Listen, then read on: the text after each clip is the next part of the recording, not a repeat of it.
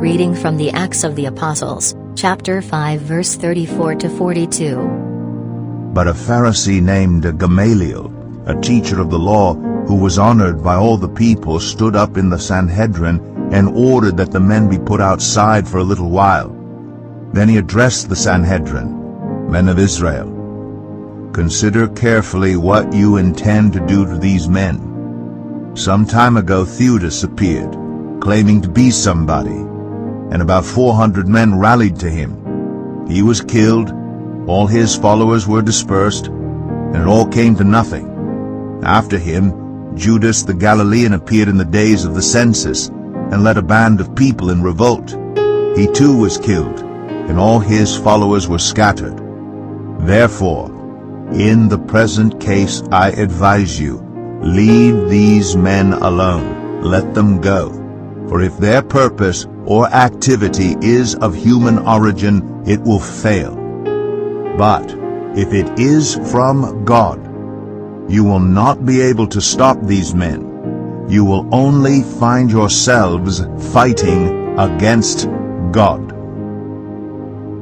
His speech persuaded them. They called the apostles in and had them flogged. Then they ordered them not to speak in the name of Jesus and let them go.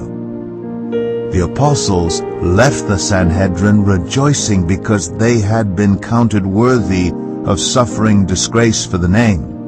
Day after day, in the temple courts and from house to house, they never stopped teaching and proclaiming the good news that Jesus is the Messiah. Gamaliel was not a fool. He realized the consequences of opposing God's will and presented his point of view to other Pharisees. The apostles were committed to the gospel and persevered despite persecution. Let their example inspire us to keep going in our faith journeys.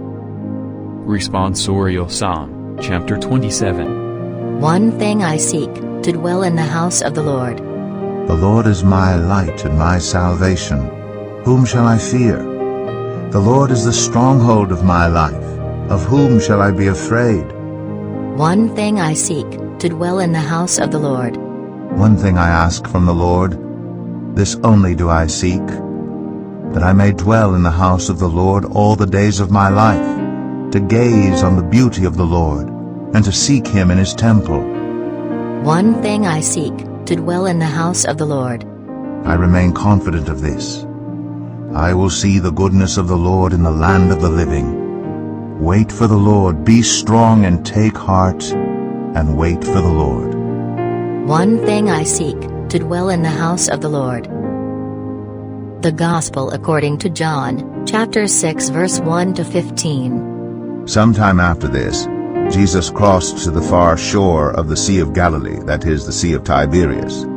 And a great crowd of people followed him because they saw the signs he had performed by healing the sick. Then Jesus went up on a mountainside and sat down with his disciples.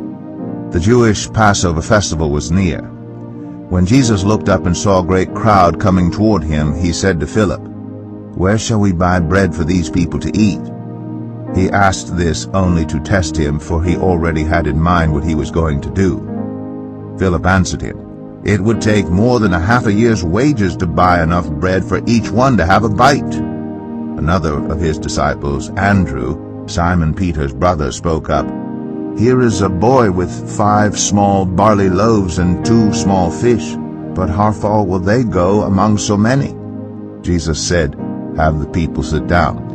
There was plenty of grass in that place, and they sat down. About 5,000 men were there. Jesus then took the loaves, gave thanks, and distributed to those who were seated as much as they wanted. He did the same with the fish. When they had all had enough to eat, he said to his disciples, "Gather the pieces that are left over. Let nothing be wasted." So they gathered them and filled 12 baskets with the pieces of the 5 barley loaves left over by those who had eaten. After the people saw the sign Jesus performed, they began to say, "Surely this is the prophet who is to come into the world." Jesus, knowing that they intended to come and make him king by force, withdrew again to a mountain by himself. Why do you follow Jesus? Are you asking for help in your troubled relationship? Are you begging to be delivered from all your debts? Are you asking him to heal you or someone dear to you? Will you still follow him if none of your prayers get answered? What if you're praying for the healing of your loved ones, and they dies? Will you still continue to trust him? But he knows the way that I take. When he has tested me, I will come forth as gold.